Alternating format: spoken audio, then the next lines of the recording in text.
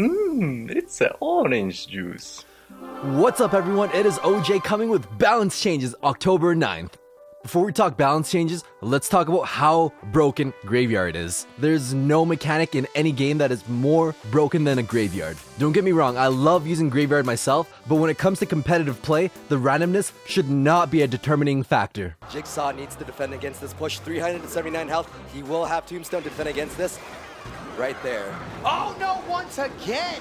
That happens where the Bandit kills the Tombstone before it gets there, but here's the thing right now. Can Jigsaw be able to win this game right now? It's not enough. Here comes the poison from Jigsaw. Is it gonna be enough right now? This is gonna be it. The skeletons are hitting the tower. APP skeleton on the right hand side gets 3 shots off. Lock coming in. One more skeleton shot. No, oh no! it takes it out. Jigsaw takes it out. That one skeleton spawning on the right side of the tower, on the inside, got about 3 or 4 shots off on the tower. That was on the right side, on the right side. Yeah, on the right side of the tower, in the inner tower. RNGesus. Oh my goodness. The skeleton on the right side got 3 hits on that tower. This literally cost Soaking the game and eliminated him from the semifinals. It really cost him 700 euros. He should have won this match. Luck should not have been a determining factor. So Graveyard is getting a revamp. The first skeleton used to spawn at 1.5 seconds. Now it'll spawn at 2 seconds after casting Graveyard. This is a bit of a nerf. It helps the defender react better against Graveyard.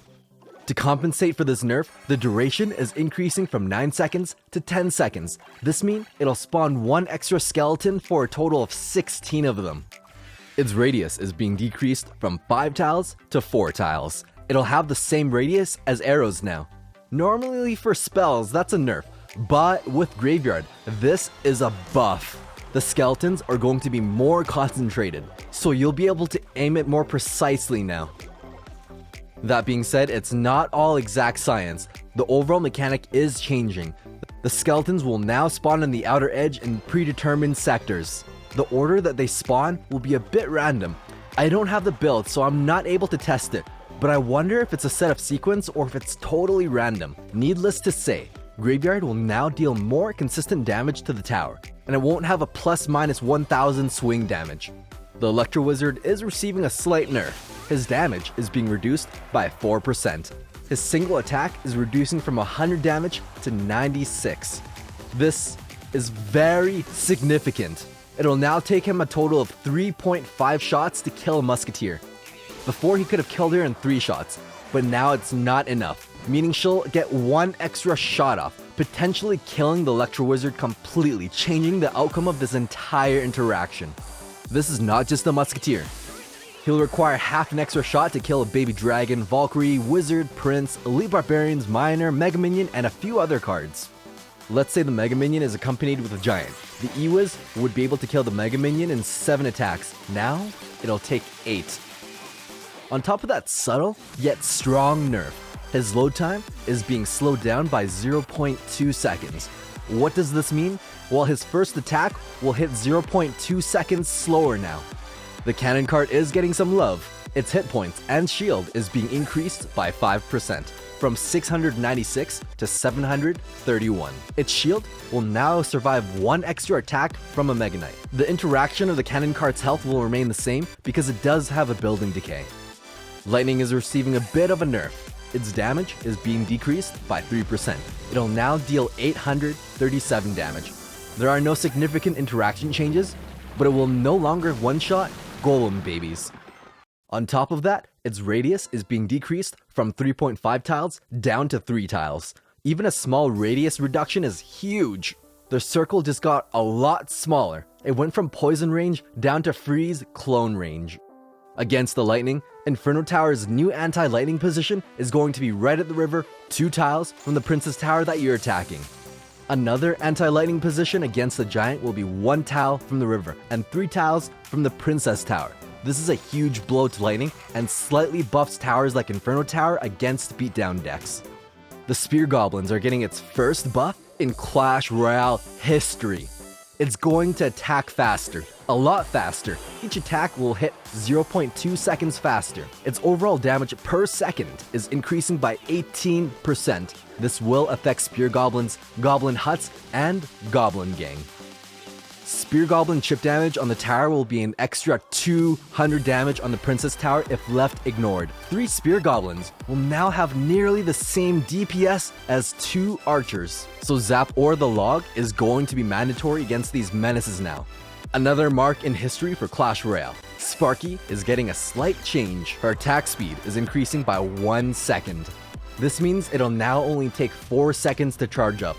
This is a 20% increase in attack speed. To compensate for that, her damage is decreasing by 15%, from 1300 damage down to 1100 damage. The only direct significant interaction is that it'll now take 3 attacks instead of 2 to kill a tower. So after 2 attacks, the tower will survive with just over 300 health. Another notable interaction is that her attack will no longer kill an enemy Sparky. This is a huge interaction. She doesn't counter herself anymore. The Tesla is getting a bit of a rework. Its damage is being increased by 30%, from 146 to 190. Basically, it'll kill almost every unit in the game with 1 less hit to compensate for this huge damage increase. Its attack speed is 25% slower, from 0.8 seconds to 1 second. Overall, this is a 4% increase in its DPS. The most significant interactions worth mentioning is that the Tesla Tower will now one-shot minions and stab goblins. The Valkyrie hasn't seen much love since the Trifecta days. Her damage is increasing by 5%. With 10 extra damage per spin, she'll now one-shot Princess and Dark Goblin. Another interaction worth mentioning is that she'll kill Barbarians in 3 shots now instead of 4. Barbarians are going to be slightly weaker than they already are in the cycle meta. The Bandit and Mega Knight both have a minimum 4 tile dash range. There is a bug where they would be able to initiate dash even if they were hugging the next target. Now, they will not initiate their dash or jump unless it's actually 4 tiles. The Inferno Tower and Dragon are receiving a slight tweak. Their attacks will now reset back to tier 1 damage when a shield is broken. This indirectly buffs the Cannon Cart, Dark Prince, and Guards.